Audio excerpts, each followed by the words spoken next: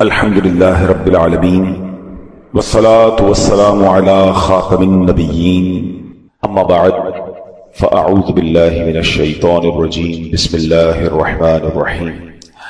پڑھیے الصلاة والسلام علیک یا رسول اللہ وعلی آلک واصحابک یا حبیب اللہ. الصلاة والسلام علیک یا نبی اللہ وعلی آلک واصحابک یا نور اللہ.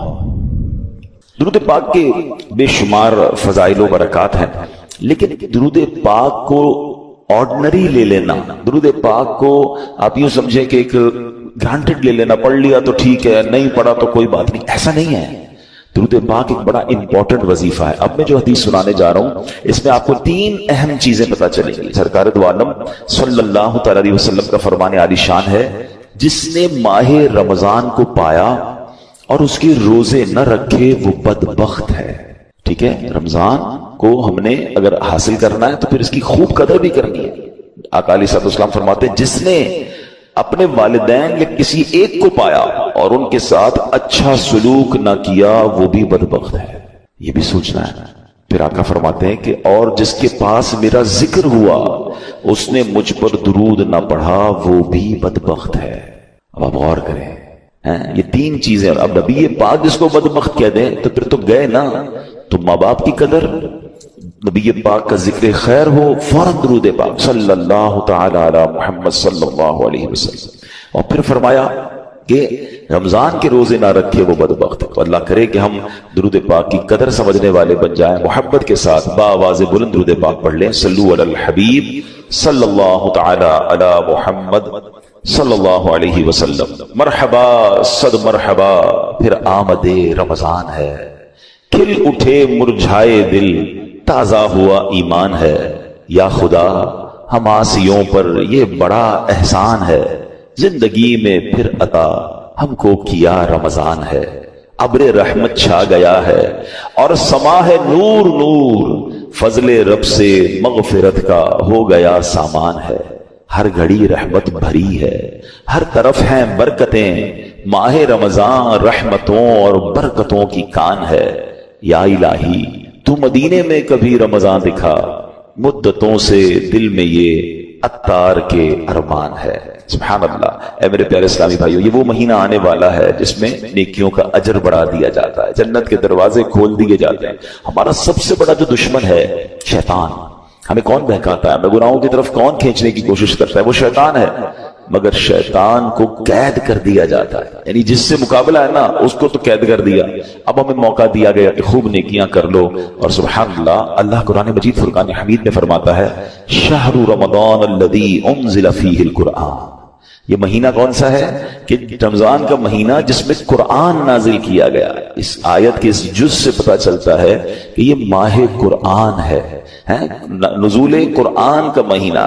ایک اور جگہ قرآن مجید فرقان حمید فرمایا جاتا ہے کہ یا ایھا الذین آمنوا کتب علیکم الصیام کما کتب علی الذین من قبلکم لعلکم تتقون. اے ایمان والو، تم پر رمضان کے روزے فرض کیے گئے جیسے کہ پچھلی قوموں پر فرض کیے گئے. پچھلی قوموں پر بھی روزے فرض تھے، ان کا الگ الگ دن تھے، الگ الگ انداز تھا. مگر جو وجہ، جو ریزن قرآن نے بیان کیا نا کہ اس لیے فرض کیے گئے لعلکم تتقون، تاکہ تم تقوی اختیار کرو، تاکہ تم پرہیزگاری اختیار کرو. تو روزے آ رہے ہیں ہمیں متقی بنانے کے لیے، ہمیں پرہیزگار بنانے کے لیے. اب ہم نے دیکھنا ہے کہ ہم نے ان روزوں کو کیسے گزارنا ہے، اس کا استقبال کیسے کرنا ہے، ان روزوں کو جس کو کہتے ہیں نا اس کا ٹائم کیسے سپینڈ کرنا ہے. بدقسمتی یہ ہے کہ کچھ لوگ روزے رکھ کر بھی گناہ کر رہے ہوتے ہیں، روزے رکھ کر بھی اللہ کی نافرمانی کر رہے ہوتے ہیں. ایک بات یاد رکھیے، روایتوں میں آتا ہے کہ جو بندہ بھوکا پیاسا رہے، روزہ رکھے اور پھر بھی گناہ سے باز نہ آئے، تو اللہ کو ایسے بھوکا پیاسا رہنے کی کوئی حاجت نہیں ہے. روزہ صرف کھانے پینے سے رکنے کا نام نہیں ہے.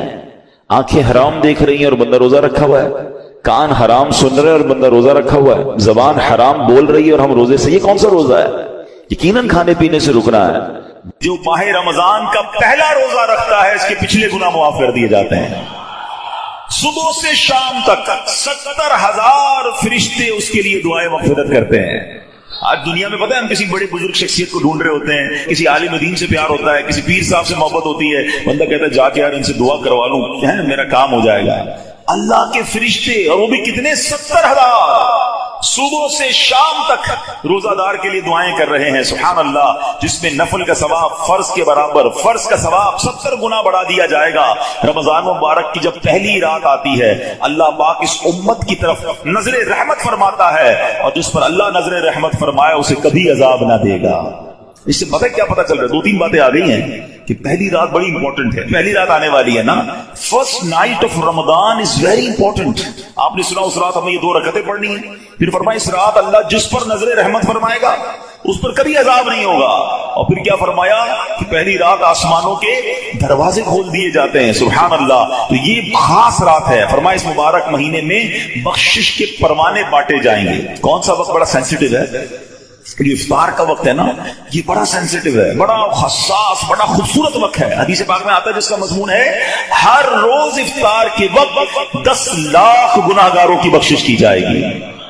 اور اس مبارک مہینے میں جتنے جمعے ہوں گے, فرمایا تب تو وارے نیارے ہو جائیں گے جمعرات کی مغرب سے لے کر غروب آفتاب سے جمعے کے غروب آفتاب تک. یہ جو 24 آورز ہیں, یہ جو دن رات ہے, فرمایا ہر گھڑی میں 10 لاکھ گناہگار جہنم سے آزاد کر دیے جاتے ہیں.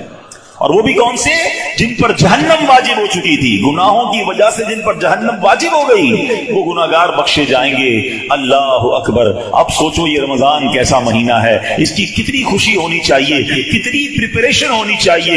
افطار کا وقت تو اتنا نازک وقت ہے کہ 10 لاکھ بخشے جا رہے ہیں. ہم افطار میں کس کام میں لگے رہتے ہیں؟ بھائی سموسے آگے کے نہیں آئے, پکوڑے آگے کے نہیں آئے, شربت کہاں ہے, دہی بلے کہاں ہے, فلاں چیز کہاں ہے, گھر میں افراتفری مچی ہوتی ہے. پلیز ٹرائی ٹو انڈرسٹینڈ, یہ افطار کا وقت مانگنے کا وقت ہے, گر گڑانے کا وقت ہے, آنسو بہانے کا وقت ہے کہ مولا آج 10 لاکھ بخشے جا رہے ہیں. ان بخشے جانے والوں میں میرا بھی نام لکھ دے. کاش سارے اپنے گھر والوں کو بھی کہہ دیا کرو کہ چھوڑ دے کچن کے کام, ہم بیٹھ جائے, جو ہو گیا تیار ٹھیک ہے. کیا ہی اچھا ہو کہ باپ بھی بیٹھا ہو, ماں بھی بیٹھی ہو, بچے بھی بیٹھے ہوں اور ہاتھ اٹھے ہوئے ہو, اللہ کی بارگاہ میں التجائے ہوں, اللہ ہمارا گھرانہ تیرے دربار میں حاضر ہے, اللہ افطار کا وقت ہے, 10 لاکھ بخشے جائیں گے. اس بخشے جانے والوں میں ہماری فیملی کا, ہمارے گھر بار کا نام لکھ دے. اے میرے اسلامی بھائیوں, کچھ ایسا انتظام گھر میں کریں کہ 10, 15, 20 منٹ پہلے آپ سارے کاموں سے فارغ ہو جائیں, اب دعاؤں میں گزاریں. افطار سے پہلے بھی دعا کریں, مگر جو خاص مقبولیت کی گھڑیاں ہیں وہ عین افطار کے بعد ہیں.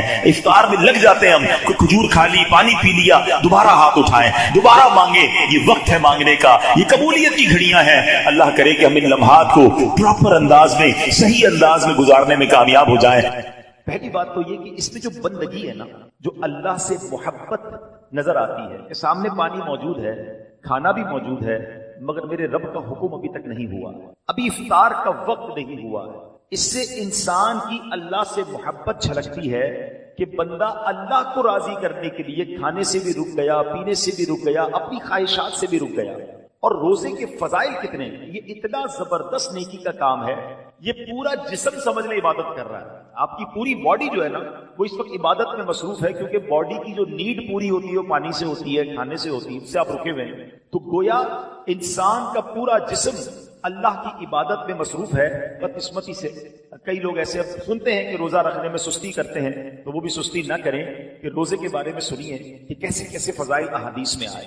نبی پاک علیہ السلام فرماتے کہ بے شک جنت میں ایک دروازہ ہے جس کو ریان کہا جاتا ہے, اس سے قیامت کے دن صرف روزہ دار داخل ہوں گے اور کوئی داخل نہیں ہوگا. اسپیشل ڈور ہوگا جنت کا. آپ دیکھتے کبھی کبھی ایئرپورٹ پر جاتے ہیں یا کسی جگہ جاتے ہیں, ایک وی آئی پی گیٹ ہوتا ہے, اور اس وی آئی پی گیٹ سے لوگ داخل ہوتے ہیں جو وی آئی پیز ہوتے ہیں.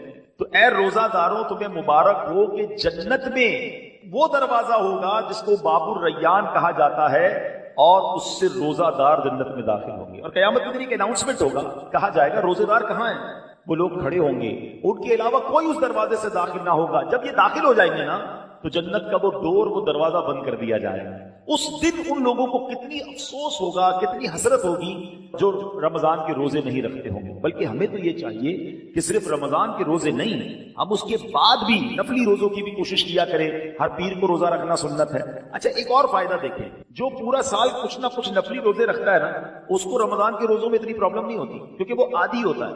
Suddenly all of the sudden پورا سال گزرنے کے بعد جو اچانک روزے رکھنا شروع کرتے ہیں, ان کو زیادہ بعض اوقات روزہ جو ہے وہ فیل ہوتا ہے. بہرحال نبی پاک علیہ الصلوۃ والسلام کا ایک اور فرمان سنیں, اے روزہ دارو تمہیں مبارک ہو.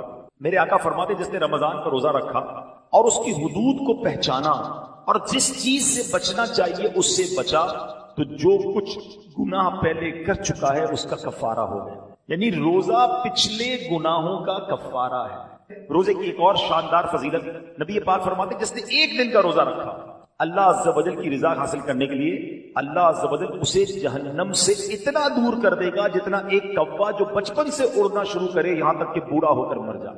اچھا کوے کی عمر بتائی جاتی ہے کہ 500 سال ہوتی ہے. 500 سال تک پرندہ اڑے گا تو کتنا دور ہوگا؟ اللہ ایک روزہ رکھنے والے کو جہنم سے اتنا دور کر دے گا. مبارک ہو ان کو جو پورا مہینہ روزہ رکھتے ہیں اور ماشاءاللہ نفلی روزے بھی رکھتے ہیں. ایک اور خوبصورت بات, میرے آقا علیہ الصلوۃ والسلام فرماتے ہیں ہر شے کے لیے زکوٰۃ ہے, اور جسم کی زکوٰۃ روزہ ہے, اور روزہ آدھا صبر ہے. اللہ اکبر. یعنی آپ کی باڈی کی زکوٰۃ ادا ہو رہی ہے کہ جب آپ رمضان میں روزے رکھ رہے ہیں. ماشاءاللہ, تو ہمیں روزے کی پابندی کرنی چاہیے. ایک اور حدیث سن لے, پھر میں انشاءاللہ روزے کے کچھ احکام بیان کرتا ہوں, اور یہ بڑی کمال کی حدیث ہے. نبی پاک علیہ الصلوۃ والسلام نے فرمایا کہ قیامت والے دن روزہ داروں کے لیے ایک سونے کا دسترخوان رکھا جائے گا جس سے وہ کھائیں گے, حالانکہ لوگ حساب کتاب کے منتظر ہوں گے. اب ذرا سوچئے, آج بھوک لگ رہی ہے, پیاس لگ رہی ہے, کھانے سے رکے ہو نا. اس دن جب لوگوں کو حساب کتاب دینا ہوگا, قیامت کے دن لوگ حساب کتاب دے رہے ہوں گے, مگر جو روزہ دار ہوں گے ان کو قیامت کے دن جنتی دسترخوان لگا کر وہاں کھانا کھلایا جا رہا ہوگا. اس کا مطلب کیا ہوا؟ ادھر بھوکے رہ جاؤ, ادھر نعمتیں ملیں گی. اگر ادھر کھانا ہے, ادھر روزہ نہیں رکھنا ہے, تو ادھر کی محرومی ہے. اب آپ کی مرضی ہے, چوز کیا کرنا ہے, سلیکٹ کیا کرنا ہے. اچھا, روزے کی بہت ساری خوبصورتیوں میں ایک اور بڑی کمال کی خوبصورتی کیا ہے کہ بندے کا جو اللہ پر ایمان ہے نا, اس کا لیول بہت ہائی ہو جاتا ہے. آپ ذرا غور کریں, دنیا میں کروڑوں لوگ روزہ رکھ رہے ہیں, ٹھیک ہے, آپ کے ساتھ بھی ایسا ہوا ہوگا, آپ گھر میں اکیلے ہوں گے, پانی سامنے موجود ہے, فریج کے اندر فروٹ بھی کٹا ہوا ہے. کوئی ایک مسلمان ایسا ہے جو اکیلے میں چھپ کر پانی پی لیتا ہو, کوئی ایک فروٹ کھا لیتا ہو, کوئی نہیں دیکھ رہا نا, چلو کوئی بات نہیں. وجہ واٹ از دا ریزن؟ یہاں تک کر کے وضو کر رہے ہوتے ہیں, ہم اس وقت بھی احتیاط کر رہے ہوتے ہیں کہ کلی زور سے نہ ہو جائے, کہیں حلق کے نیچے پانی نہ چلا جائے. ناک پہ پانی چڑھاتے وقت بھی احتیاط کرتے ہیں کہ ناک کی ہڈی سے اوپر چلا گیا تو روزہ ٹوٹ جائے گا. یہ کیوں؟ حالانکہ وضو خانے پہ کسی کو بھی نہیں پتا چلے گا, میں 1-2 چلو پانی پی لوں. لیکن ہم سب کا خیال کیا ہے؟ اللہ دیکھ رہا. یہی ہے نا دل میں کہ کوئی نہیں دیکھ رہا مگر رب دیکھ رہا ہے. اب ذرا غور کرو میرے پیارے اسلامی بھائیوں, رمضان ساری دنیا کے مسلمانوں کا لیول آف ایمان ادھر لے جاتا ہے کہ تم اکیلے میں کھانا نہیں کھا رہے کیونکہ اللہ دیکھ رہا ہے.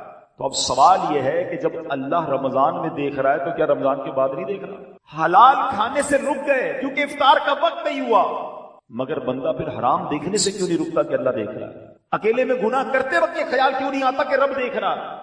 ایکچولی رمضان ہماری پوری پریکٹس کروا رہا ہے کہ دیکھو, جب پورے رمضان تم یہ خیال دل میں بٹھائے رکھتے ہو کہ اکیلے میں کھانا نہیں ہے, پینا نہیں ہے, رب دیکھ رہا ہے, تو پھر رمضان میں بھی اور رمضان کے بعد بھی حرام کماتے وقت بھی سوچو نا اللہ دیکھ رہا ہے, حرام بولتے وقت بھی سوچو اللہ دیکھ رہا ہے, حرام سنتے وقت بھی سوچو اللہ دیکھ رہا ہے. تو انشاءاللہ اگر یہ پریکٹس بن گئی کہ اللہ دیکھ رہا ہے تو پھر گناہ کرنے کی عادت چھوٹ سکتی ہے. اللہ مجھے بھی اور آپ کو بھی یہ خیال ایسا عطا کر دے کہ جب بھی برائی کی طرف جانے کو جی چاہے دل سے صدا آئے کہ اللہ دیکھ رہا ہے. بالکل اسی طرح میرے پیارے اسلامی بھائیوں, رمضان میں جو روزہ رکھتے ہیں اور چیزوں کی جزا بیان ہوئی ہے کہ بھائی اس کے بدلے جنت کا گھر ملے گا, جنت کے درخت ملیں گے, جنتی کھانے ملیں گے. اب آؤ روزے کی ایک اور فضیلت سنو. میرا کوئی بھائی, میری کوئی بہن اور روزہ کبھی قضا نہ کرے, روزہ قضا کرنے کا خیال بھی آئے تو دل میں یہ نہ لائے. لوگ کہتے ہیں یار کام کاج بہت ہوتا ہے, نوکری مجھے کرنی ہوتی ہے.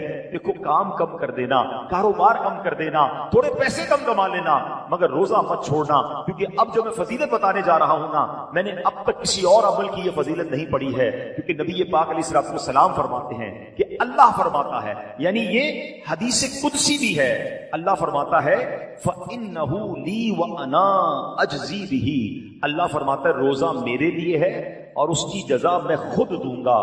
बाकी चीजों की जजा रब फरिश्तों के जरिए अता फरमाता है, मगर रोजादार के लिए रब ने फरमाया उसकी जजा मैं खुद अता फरमाऊंगा। बल्कि उलमा इसको एक और अंदाज से भी पढ़ते हैं, अना उज्जा बिही, इसके माना ये हो गए कि रोजा मेरे लिए है और इसकी जजा मैं खुद हूं, यानी रब फरमा रहा मैं उसका हो जाता हूं। तो ऐ रोजादारों, जिसका रब हो जाए तो उसके काम क्यों ना बन जाएं, उसकी मुश्किलें आसान क्यों ना हो जाएं। और एक और मैं शरीयत की लॉजिक बता देता हूं, बहुत सारे कामों में नौजवान कहते हैं कि जनाब इधर जो है बहुत दिल चाहता है कि बड़े बड़े मेरे घर हों, बड़ी बड़ी गाड़ियां हों, चाहे उसके लिए हराम कमाना पड़े। देखो, हराम कमाकर अच्छे घरों के लिए पैसे हराम मत कमाना, इधर छोटे घर में सब्र कर लो, अल्लाह ने तुम्हारे लिए जन्नती घर तैयार कर रखे हैं। कुछ लोग इधर शराब पीते हैं, अल्लाह को नाराज करते हैं, देखो इधर शराब ना पीना, सब्र कर लो, अल्लाह ने जन्नतियों के लिए जन्नती शराब तैयार कर रखी है। मर्दों को जेवर पहनने से मना किया कि देखो यहां जेवर मत पहनना, सोना चांदी मर्द को पहनना अलाउ नहीं है, मगर जन्नत में मर्दों को सोने के जेवरात अता किए जाएंगे। इधर हराम औरतों की तरफ, नाजायज औरतों के पास जाना, जो हराम है उनके करीब मत जाना। जी तो चाहता है, शैतान तो बुलाता है, मगर हराम कारी से बच जाओ, अल्लाह ने जन्नत में जन्नतियों के लिए हूरें तैयार कर रखी हैं। अगर आप इस लॉजिक से देखें ना, जिस चीज से शरीयत ने हमें यहां रोका है, जिसका दिल भी चाहता है, शरीयत ने यहां समझा दिया कुछ साल रुक जाओ, जन्नत ना खत्म होने वाली है। अल्लाह ने ऑल्टरनेट शानदार वहां तैयार कर रखा है। यहां बड़े घर देखकर अपने घर पे मायूस ना हो जाओ, सब्र की जिंदगी गुजारो। अल्लाह ने बड़े बड़े महल जन्नतियों के लिए तैयार किए हैं। तुम्हारे पास अगर यहां गाड़ी नहीं है, मायूस ना होना, हराम की तरफ मत जाना, जन्नतियों के लिए अल्लाह ने जन्नती सवारियां तैयार की हैं। यहां अगर महंगे और अच्छे खाने नहीं खा सकते, पैसे थोड़े हैं, हराम की तरफ मत जाना, सब्र कर लेना, अल्लाह ने जन्नतियों के लिए जन्नती दस्तरखान लगाए हुए हैं, जन्नती मशरूब मौजूद हैं। अरे इंसान जो तमन्ना करेगा अल्लाह उस किस्म का खाना उसके सामने अता फरमा देगा। तो जब वो नेमतें मौजूद हैं तो कुछ सब्र के साथ, कुछ कनात के साथ, अल्लाह की रिजा के साथ और हलाल रोजी के साथ जिंदगी गुजारने, इंशाअल्लाह दुनिया भी बेहतर होगी और आखिरत भी बेहतर हो जाएगी। अब मैं चाहूंगा कि बयान में कुछ रोजे के अहम मसाइल भी हम सुन लें। बाज़ औक़ात कुछ रोजादारों को कंफ्यूजन होती है। सबसे पहले तो ये समझ लें कि इफ्तार और सहर, सहरी का टाइम जो भी आखिरी टाइम है, जो कराची में है या बाहर मुझे सुन रहे हैं, हमेशा याद रखें अजान का इंतजार नहीं करना। अजान नमाज के लिए होती है, सहरी बंद करने के लिए नहीं होती है। ठीक है ना, हो सकता है मौज़िन साहब 5 मिनट लेट हो जाए, कभी उनकी जनाब, अच्छा कुछ लोग कहते हैं अजान होगी तो रोजा बंद करेंगे, और अगर आपके इलाके में लाइट ही चली गई और माइक ही बंद हो गया मस्जिद का, फिर क्या करेंगे? रोजा बंद नहीं करेंगे। तो अजान जो है वो रोजा बंद करने के लिए, इफ्तार के लिए नहीं होती, वो नमाज के लिए होती है। रोजे का ताल्लुक टाइमिंग से है। वक्त सहर यानी फजर का वक्त शुरू हुआ, जैसे ही शुरू हुआ अब आप खा पी नहीं सकते। 1 सेकंड भी आपने ज्यादा खा लिया तो अब पूरा दिन आप बेशक भूखे रहें, रोजा नहीं होगा, आपका रोजा शुरू ही नहीं हुआ। तो बेस्ट तरीका क्या है, अपनी घड़ी का टाइम सेट रखें। अब तो मोबाइल फोन आ गए, जो इंटरनेट वाले मोबाइल होते हैं उसमें भी मोबाइल टाइम बड़ा परफेक्ट पता चल रहा होता है। 5 मिनट पहले, कोई लाजिम थोड़ी है कि आखिरी मिनट तक खाना पीना है, 5 मिनट पहले आप खाना पीना बंद कर दें। टूथपेस्ट वगैरह करना है तो भी कर लें और अपने तमाम मामलात से फारिग हो जाए, दुरूद पाक पढ़ें, ताकि आप, फर्ज रोजा है ना, अगले 15 घंटे भूखा रहने के लिए तैयार है, तो 5 मिनट ज्यादा भूखा रह जाए ना भाई, 5 मिनट 10 मिनट पहले फारिग हो जाए सहरी से। बिल्कुल इसी तरह इफ्तार में भी आपने करना यह है कि इफ्तार में आपने घड़ी देखकर इफ्तार करना है, टाइम देखकर इफ्तार करना है। 1 मिनट ऊपर हो जाए खैर है, पहले इफ्तार ना हो जाए। बाज़ औक़ात होता है लोगों की घड़ी टाइम पे नहीं होती, 5 मिनट पहले इफ्तार कर लेते हैं। आपको पता होना चाहिए कि टाइम हुआ कि नहीं। और बिल्कुल इसी तरह अजान मगरिब की नमाज के लिए होती है, इफ्तार के लिए नहीं होती। इसमें बाज़ औक़ात 2 गड़बड़ हो जाती है। एक ही हो जाती है कि कभी मौज़िन साहब से भी गलती लग सकती है, जल्दी अजान दे दी, आपने अजान सुनी, रोजा खोल लिया, तो आपका रोजा चला गया। आप टाइम देखें, टाइम हुआ है कि नहीं। और मौज़िन साहब खुद अपना इफ्तार करने में लगे हुए हैं और वो 5 मिनट बाद अजान दे रहे हैं और आप इंतजार कर रहे हैं अजान का, तो ये भी दुरुस्त नहीं, क्योंकि इफ्तार को ताखीर भी नहीं करनी चाहिए। तो पहली बात तो ये समझ लें कि टाइम टेबल के साथ रोजा है। या एक और खूबसूरत बात कहूं कि लोग आजकल बड़ी मिसालें देते हैं दूसरे मुल्कों वालों की, गैर मुस्लिमों की, यार वहां बड़ी टाइम मैनेजमेंट है जनाब, बड़ा टाइम से मामला चलते हैं, उनके जहाज भी टाइम पे, उनकी ट्रेनें भी टाइम पे, लोग आते भी वक्त पर हैं। मुझे बताओ, पूरी दुनिया में एक मजहब बता दो कि जो इतना टाइम मैनेजमेंट का दर्स देता हो। अरे हमारी तो सारी इबादतें टाइम के साथ हैं, वक्त से 1 मिनट पहले आपको सहरी बंद करनी है तो रोजा होगा, वक्त गुजरने के बाद 1 मिनट ऊपर चला गया रोजा ही शुरू नहीं होगा। इफ्तार घड़ी के मुताबिक करना है। बिल्कुल सारी दुनिया के मुसलमान टाइम पे इफ्तार करते हैं। हमारी सारी अजानें, मस्जिद का टाइम टेबल देखें, आपकी ट्रेन लेट हो सकती है, जहाज लेट हो सकता है। हमने देखा सर्दी हो, गर्मी हो, बारिश हो, आंधी हो, तूफान हो, दुनिया भर की मस्जिदों में वक्त पे अजान होती है, वक्त में जमात होती है। लाखों मस्जिदों में कैसी शानदार टाइम मैनेजमेंट है। इस्लाम की कितनी इबादतें टाइम के साथ हैं। अरे जनाब, हम हज पे जाएं तो कब इरफात में रहना है, कब अरफात से निकलना है, कब पहले नहीं निकलना है, कब मुजदलिफा पहुंचना है, कब मिना पहुंचना है, कौन से दिन तवाफुज ज़ियारत के हैं। Each and everything going with time. इस्लाम जितना टाइम मैनेजमेंट सिखाता है ना, इतना दुनिया का कोई मजहब नहीं सिखाता। हाँ, ये जरूर कह सकते हैं कि टाइम मैनेजमेंट इस्लाम में जरूर है, मुसलमान उससे सीखते नहीं हैं। तो हमें दूसरों की मिसालें देने की क्या जरूरत है। हमारा दीन हमें शानदार टाइम मैनेजमेंट सिखाता है।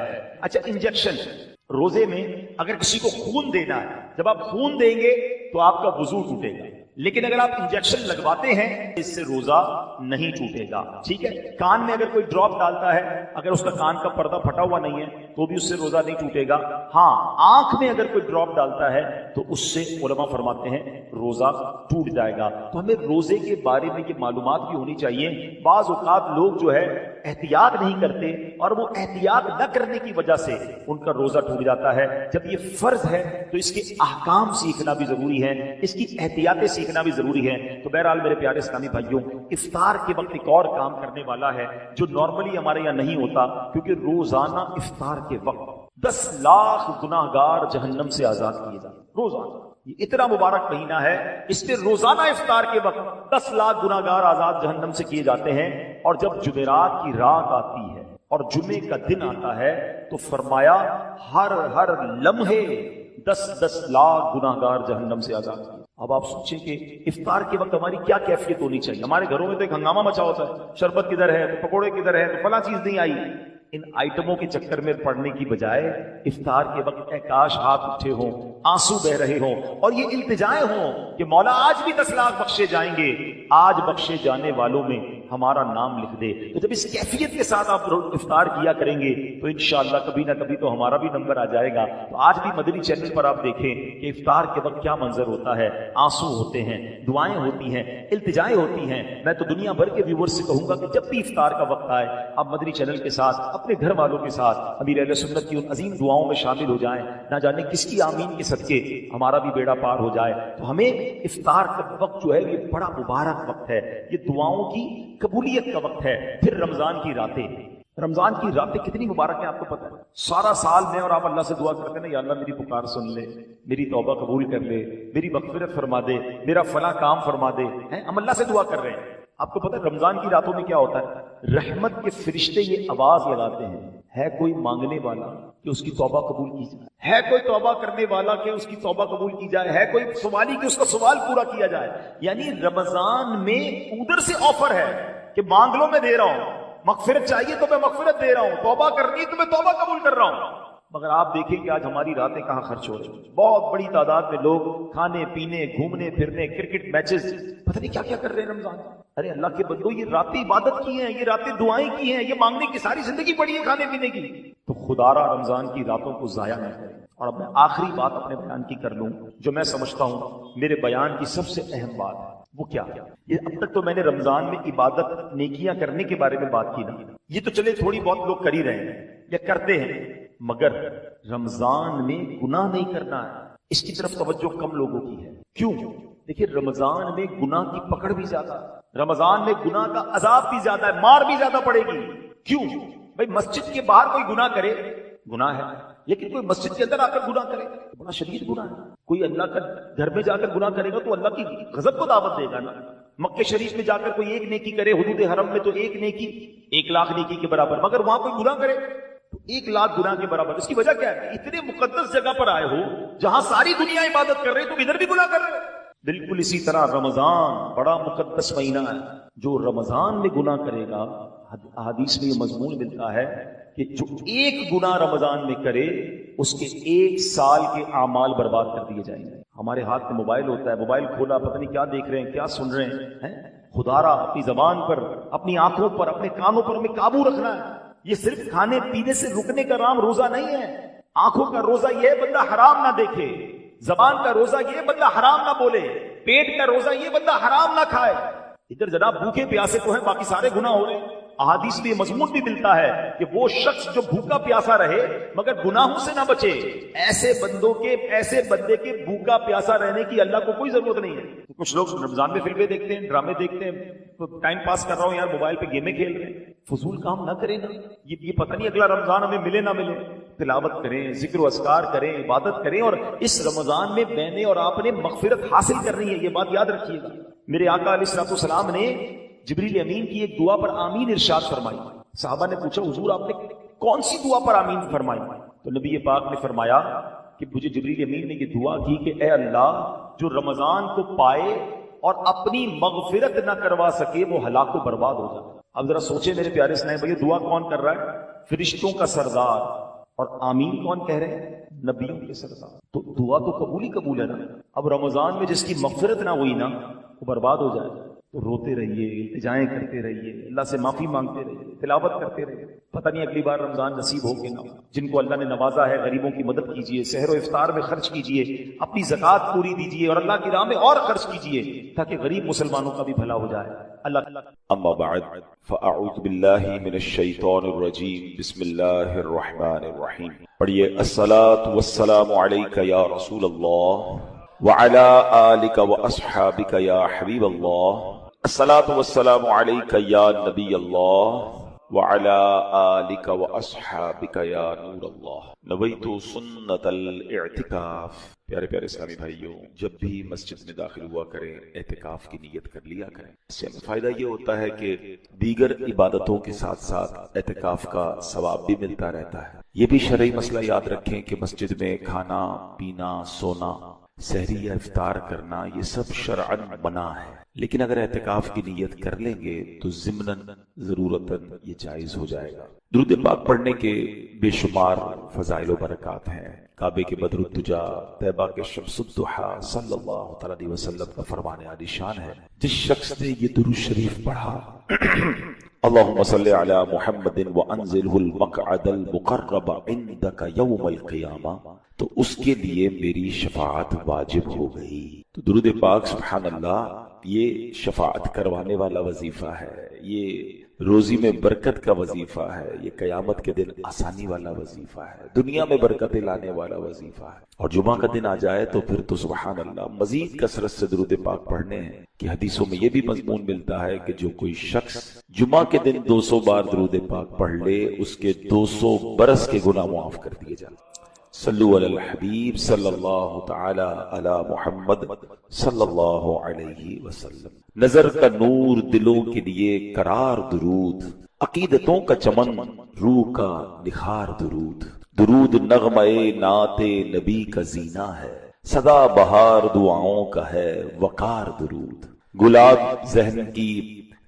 ذہن کے پردوں پہ کھلنے لگتے ہیں، گلاب ذہن کے پردوں پر کھلنے لگتے ہیں، زباں پہ جب بھی میری آتا ہے مشک بار درود۔ پھر محبت سے درود پاک پڑھ لیں، صلو علی الحبیب صلی اللہ تعالی علی محمد صلی اللہ علیہ وسلم۔ بڑا مبارک مہینہ شعبان کا مہینہ ہمارے ساتھ ہے، اور نبی پاک کا فرمان شعبان المطہر و رمضان المکفر، شعبان پاک کرنے والا ہے اور رمضان گناہوں کا کفارہ۔ ایک اور جگہ نبی پاک فرماتے ہیں شعبان الشہری و رمضان شہر اللہ، شعبان میرا مہینہ ہے اور رمضان اللہ کا مہینہ، بڑا ہی مبارک مہینہ ہے۔ اور اس مہینے کو ماہ درود بھی کہتے ہیں۔ قرآن پاک کی ایک بڑی پیاری آیت ہے، اب تقریباً لوگوں کو یاد ہوتی ہے، ان اللہ وملائکتہ یصلون علی النبی یا ایھا الذین آمنوا صلوا علیہ